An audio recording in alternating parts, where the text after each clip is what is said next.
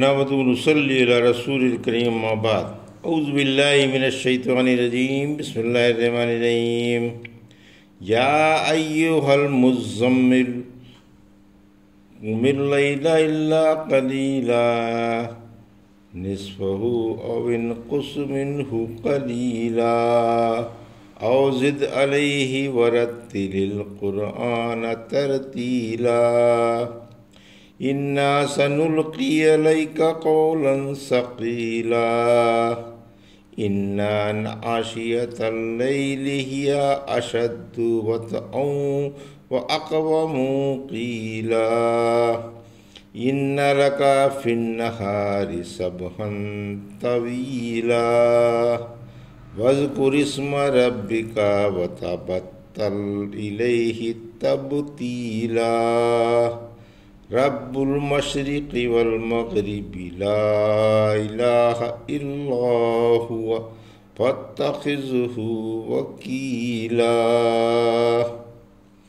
ابھی آپ نے سورہ مزمل کی آیت 1 سے 9 کی تلاوت سماعت فرمائی۔ ان آیتوں کا ترجمہ اور تفسیر سے پہلے اس سورت کا شان نزول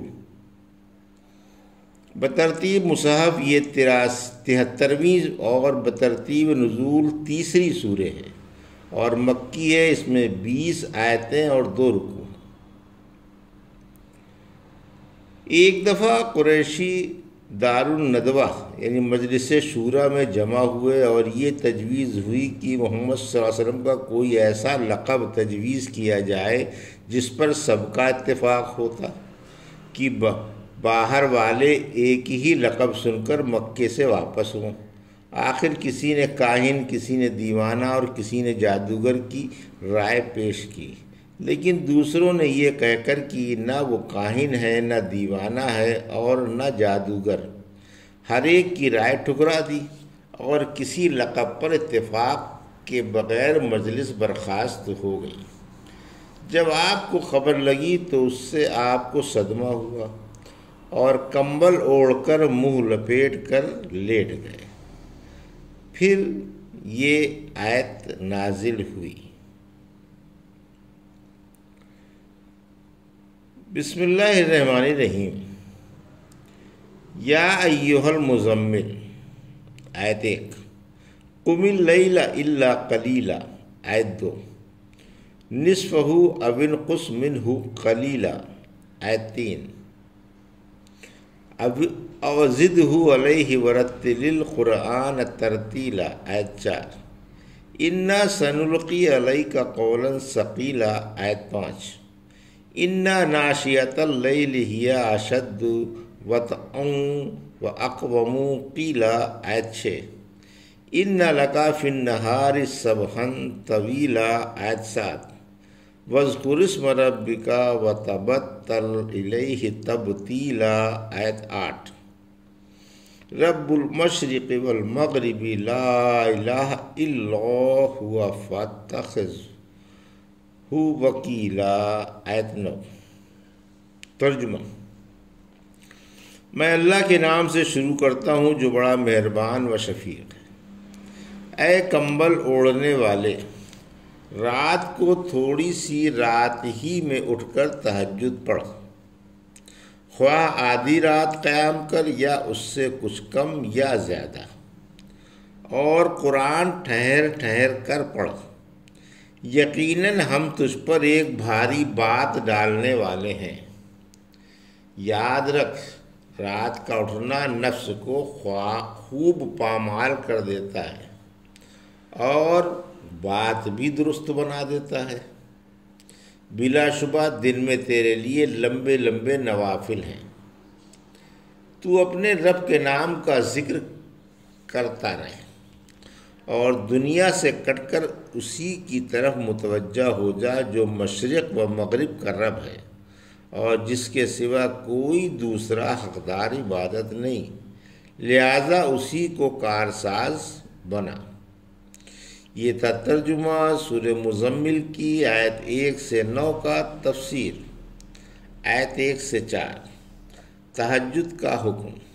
رسول اللہ صلی اللہ علیہ وسلم کو حکم ہے کہ رات میں کمبل لپیٹ کر سونا چھوڑ دیں اور عزت و جلال والے رب کے سامنے شب بیدار رہیں، جیسا کہ مومنوں کی صفت ہے۔ سورہ سجدہ کی آیت 16 میں فرمایا، ان کی کروٹیں گرم گرم بستروں سے جدا ہو جاتی ہیں اور خوف و طمع سے اپنے رب کو پکارتے رہتے ہیں، اور جو کچھ ہم نے انہیں دے رکھا ہے اس میں سے خیرات کرتے رہتے ہیں۔ رحمت عالم صلی اللہ علیہ وسلم عمر بھر اس جلیل الشان فرمان رحمان کی بجاوری میں لگے رہے، کیونکہ شروع میں تہجد آپ پر فرض تھا۔ فرمایا سورہ اسرا کی آیت 79 میں، بعض رات میں اٹھ کر آپ تہجد پڑھا کریں جو آپ کے لیے زائد ہے، یقین ہے کہ آپ کا رب آپ کو مقام محمود میں بھیجنے والا ہے۔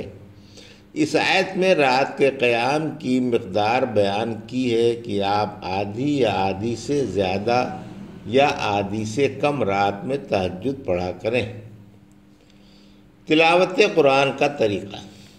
اے قرآن کو اچھی طرح سے سیکھنے والے، ہم نے آپ کو حکم فرمایا ہے کہ آپ آدھی یا آدھی سے کم و بیش رات میں اٹھ کر تہجد میں ٹھہر کر قرآن پڑھا کریں، کیونکہ اس سے فہم و فکر قرآن میں مدد ملتی ہے۔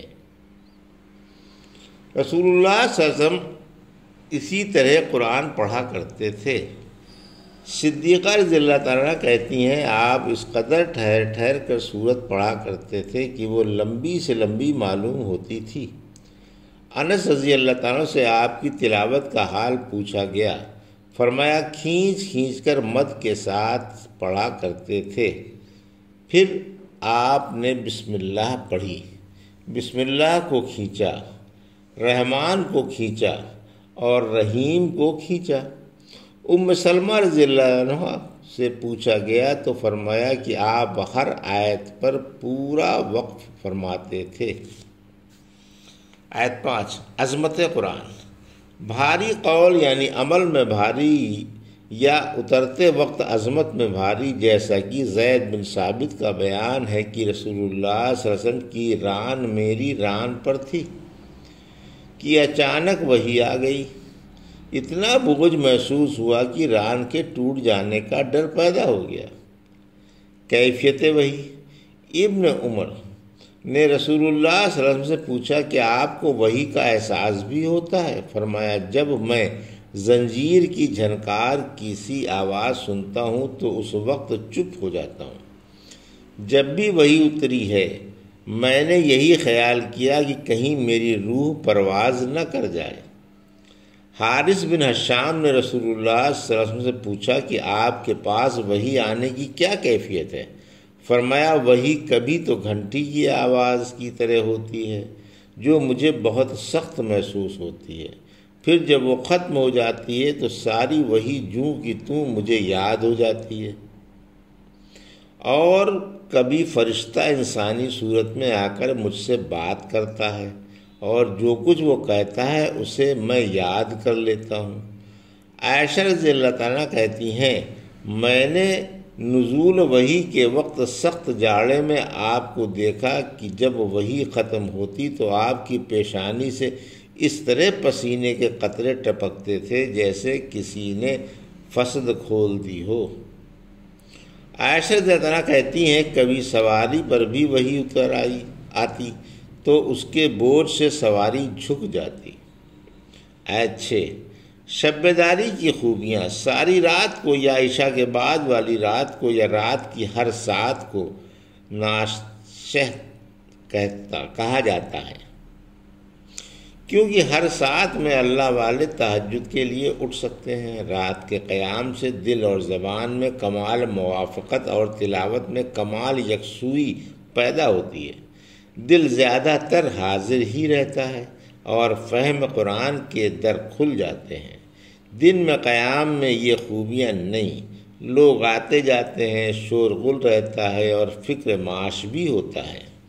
آیت 7، یعنی آپ دن میں فارغ رہتے ہیں، آرام بھی کر سکتے ہیں، نوافل بھی پڑھ سکتے ہیں، حوائج ضرور یہ بھی پوری کر سکتے ہیں اور سو بھی سکتے ہیں اور ان تمام کاموں کے لیے کافی وقت دے سکتے ہیں، یا آپ دن میں اپنی ضرورتوں سے فارغ ہو کر رات میں خوب دل جمعی سے اللہ کی عبادت کریں۔ یہ حکم اس وقت کا ہے جب تہجد فرض تھا، پھر اللہ نے تخفیف فرمائی اور فرضیت ہٹا دی۔ یہ اس کا احسان عظیم ہے کہ ساری رات کے بجائے تھوڑی سی رات تہجد کے لیے مقرر فرما دی۔ سعید بن ہشام کہتے ہیں، میں نے کہا ام المومنین آپ کے قیام کے بارے میں بتلائیے۔ فرمایا تم سورہ مزمل نہیں پڑھتے؟ میں نے کہا پڑھتا تو ہوں۔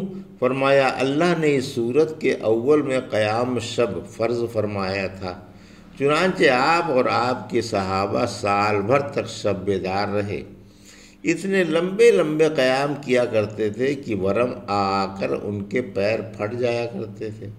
اللہ نے اس سورت کے خاتمے کو سال بھر تک روکے رکھا، پھر اس سورت کے آخر میں تخفیف اتاری۔ اب شب بیداری نفل ہو گئی جبکہ پہلے فرض تھی۔ پھر میں نے اٹھنے کا ارادہ کیا، پھر میرے جی میں آیا کہ وطر کو بھی پوچھ لوں۔ میں نے کہا ام المومنین آپ کے وطر کی خبر دیجیے۔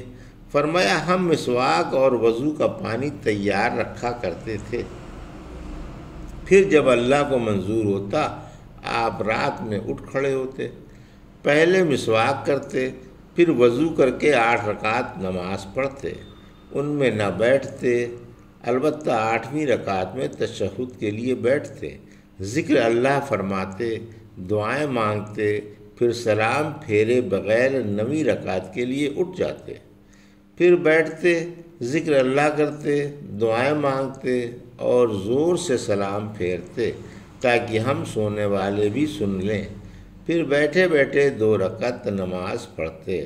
اس طرح 11 رکعتیں ہو جاتی۔ ابن عباس کہتے ہیں یا ایھا المزمل مومنوں پر بھاری پڑی، پھر اللہ نے اپنا رحم فرما کر تخفیف نازل فرما دی اور اس کے بعد علم ان سیکون منکم اتار دی۔ اب تہجد میں وسعت ہے، تنگی نہیں۔ آیت 8 کثرت ذکر اللہ کا حکم۔ آپ ذکر اللہ کی کثرت رکھیں، دنیا سے کٹ کر اسی کا دھیان رکھیں اور ضروریات سے فارغ ہو کر اللہ کی عبادت میں مشغول ہو جائیں تاکہ فارغ البال ہو کر پوری توجہ سے عبادت کر سکیں۔ سورہ انشرح کی آیت 7 میں فرمایا یعنی جب آپ اپنی ضروریات سے فارغ ہو جائیں تو طاعت و عبادت کے لیے کھڑے ہو جائیں تاکہ دل جمعی سے عبادت کریں۔ حدیث میں ہے کہ رسول اللہ صلی اللہ علیہ وسلم نے تبتل سے منع فرمایا، یعنی عبادت کے لیے نکاح بھی چھوڑ دینا۔ عبادت و توکل اللہ ہی کے لیے مخصوص ہے۔ آیت 9 یعنی ساری کائنات کا مالک و مختار کل اللہ ہی ہے، جس کے سوا کوئی معبود نہیں۔ جس طرح وہ عبادت میں تنہا ہے اسی طرح توکل میں بھی تنہا ہے، لہٰذا اسی کو اپنا کارساز بناؤ۔ سورہ ہود کی آیت 123 میں فرمایا اسی کی عبادت کرو اور اسی پر بھروسہ رکھو۔ سورہ فاتحہ کی آیت 4 ہم تیری ہی عبادت کرتے ہیں اور تجھ ہی سے مدد مانگتے ہیں، اور بہت سی آیتیں ہیں جن میں حکم ہے کہ اللہ ہی عبادت و اطاعت کے ساتھ تنہا ہے اور توکل اسی کے ساتھ مخصوص ہے۔ یہ تھا سورہ مزمل کی آیت 1 سے 9 کا ترجمہ اور تفسیر جو ابھی آپ نے سماعت فرمائی۔ بارک اللہ لی و لکم فی القرآن الحکیم و نفعنی وایاکم بآیات الذکر الحکیم۔